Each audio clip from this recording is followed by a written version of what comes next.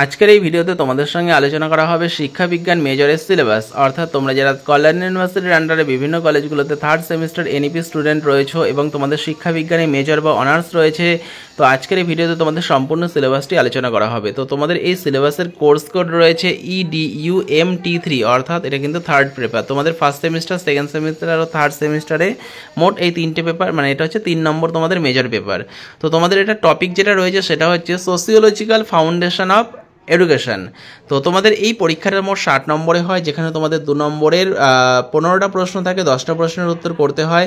5 নম্বরে তোমাদের 6টা থেকে 4টে প্রশ্নের উত্তর করতে হয়। 10 নম্বরে 4টে থেকে 2টো প্রশ্নের উত্তর করতে হয়। টোটাল 60 নম্বরে তোমাদের লিখিত পরীক্ষা হয়।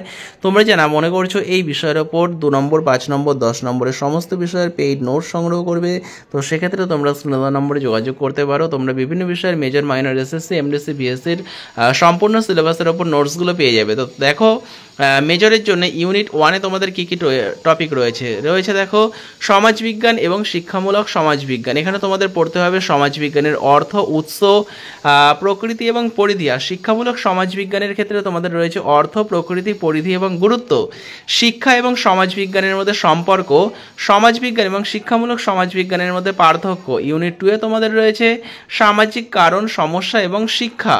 এবং এখানে রয়েছে সংস্কৃতির ধারণা, প্রকৃতি এবং উপাদান, ব্যক্তি ও সংস্কৃতির সম্পর্ক, সংস্কৃতি ও সমাজের মধ্যে সম্পর্ক, সংস্কৃতিতে শিক্ষার ভূমিকা, সাংস্কৃতিক ব্যবধানের ধারণা, বৈশিষ্ট্য, কারণ। সামাজিক সমস্যার মধ্যে তোমাদের রয়েছে বেকারত্বের ধারণা, ধরন, কারণ, বেকারত্ব দূরীকরণে শিক্ষার ভূমিকা। দারিদ্র্যের মধ্যে তোমাদের ধারণা, কারণ, দারিদ্র্য দূরীকরণে শিক্ষার ভূমিকা। অসমতার ধারণা, কারণ এবং বৈষম্য দূরীকরণে শিক্ষার ভূমিকা। ইউনিট 3-তে তোমাদের রয়েছে সামাজিক গোষ্ঠী এবং শিক্ষা। এই সামাজিক গোষ্ঠীর অর্থ এবং প্রকৃতি, সামাজিক গোষ্ঠীর ধরন, যেখানে রয়েছে প্রাথমিক গোষ্ঠীর অর্থ, বৈশিষ্ট্য, ভূমিকা।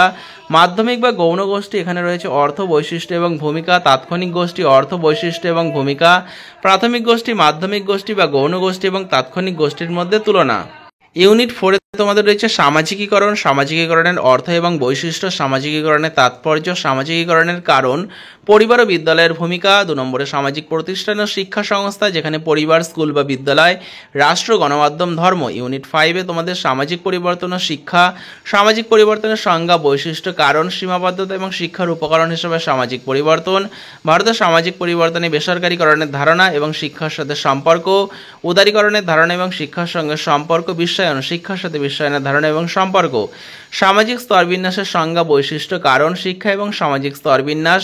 সামাজিক গতিশীলতার সংজ্ঞা, বৈশিষ্ট্য, কারণ, শিক্ষা এবং সামাজিক গতিশীলতা বা সচলতার সম্পর্ক। তো এই টপিকগুলোর উপর তোমাদের যদি মনে করো যে বিভিন্ন পেইড নোট সংগ্রহ করবে, তোমরা 16 নম্বরে যোগাযোগ করতে পারো। আর ভিডিওটা ভালো লাগলে ভিডিওটা অবশ্যই লাইক করো, চ্যানেলে নতুন হলে চ্যানেলটা সাবস্ক্রাইব করে রেখে এরকমই ভিডিও পাওয়ার জন্য। তো ভিডিওটা শেষ পর্যন্ত দেখার জন্য তোমাদের অসংখ্য ধন্যবাদ।